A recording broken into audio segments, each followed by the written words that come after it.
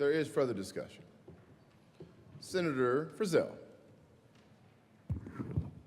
Thank you very much, Mr. President. And I want to thank the bill sponsors for bringing this legislation. I certainly appreciate the sentiment that children should not be singled out, that children should be well fed and cared for. I think that we are obligated to ensure that the most vulnerable in the state of Colorado are given the hand up that they need sometimes.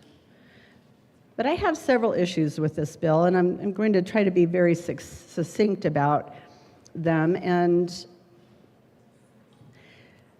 because I believe that in 2022, voters were told that if we had a $95 million tax hike that would fund school meals for kids, that was a promise that was made.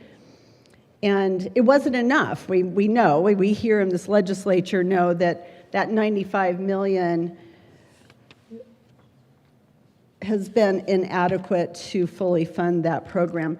I have a couple of concerns about that in and of itself, because is it really doing the things that it was intended to do?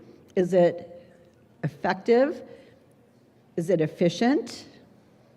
And is it making the meaningful difference that we really, really intended, or the voters intended? So I worry about that. That's heavily on my mind. And I also am concerned about if we are to introduce this particular bill to Proposition, I believe it is MM, that we are subverting the taxpayer Bill of Rights, rather than, if there is a surplus collected, it going back to the people from whence it came, because this money is and does belong to the taxpayers of the state of Colorado. And they have these tax dollars being collected whether they vote for the bill or not, whether they vote for the proposition or not. So that concerns me, because it is, to me, another way around the taxpayer Bill of Rights, which over 70% of the citizens of the state, regardless of political affiliation, agree with. They agree with it. They support the taxpayer Bill of Rights. They support the idea that government should be accountable for the money that they manage on behalf of the citizens. The other thing that concerns me, and I asked questions in committee yesterday about this, and I candidly didn't feel all warm and fuzzy about the response. So I wanted to bring these up, and perhaps the bill sponsors could, if they have the ability to, or the time, they could address this a little bit.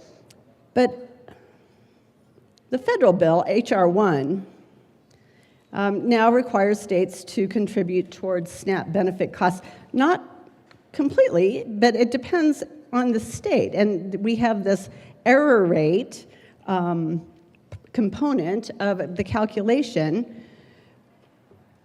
And if we are above a certain threshold, the state of Colorado or the state of Utah or the state of Wyoming, fill in the blank state, is responsible for that percentage as opposed to the federal government.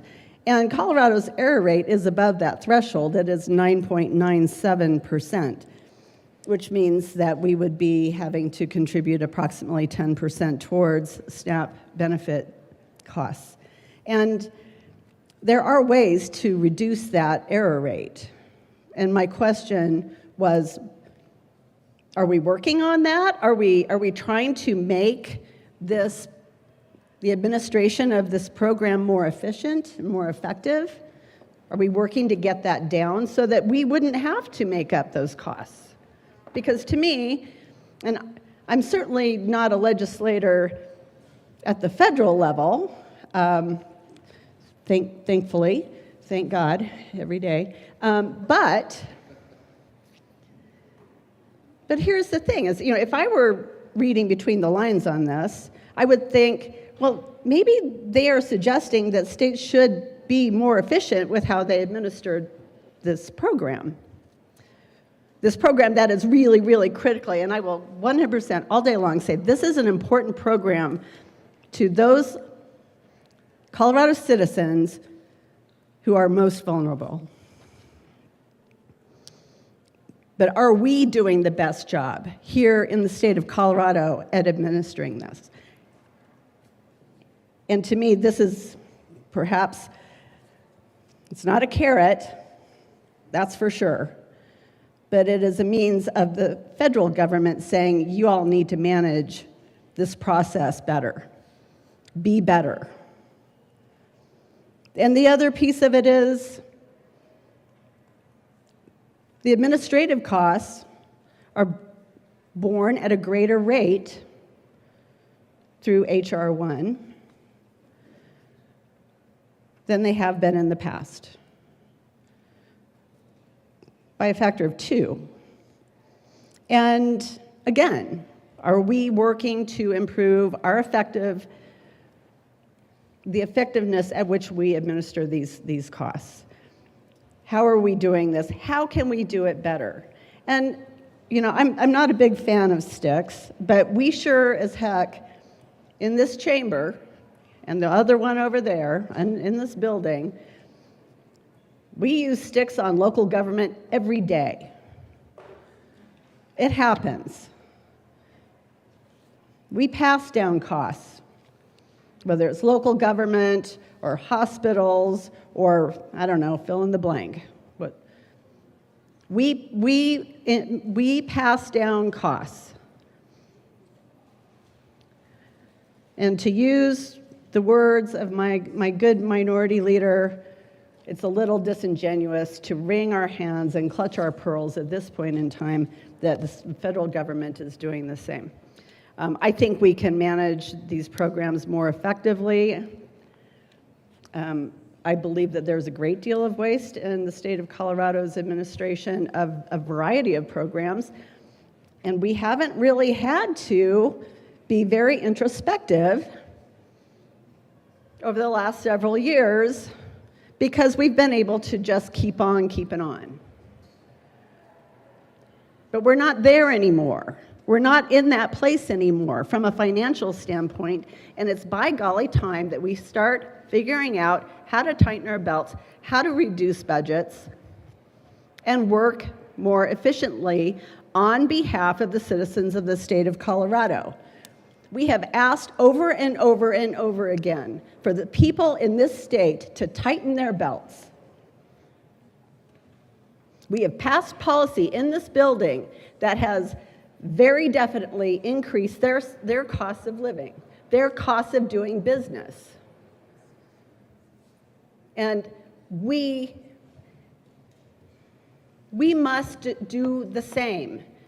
It is unconscionable for us in this building to think that we should ask more of the people of this state than we are willing to do ourselves.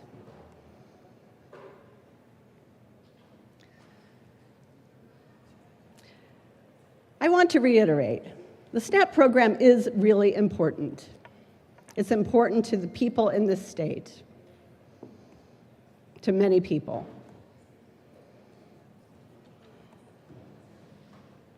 But we need to do better. We can do better. I believe that in my heart. I ask for a no vote on this bill. Thank you.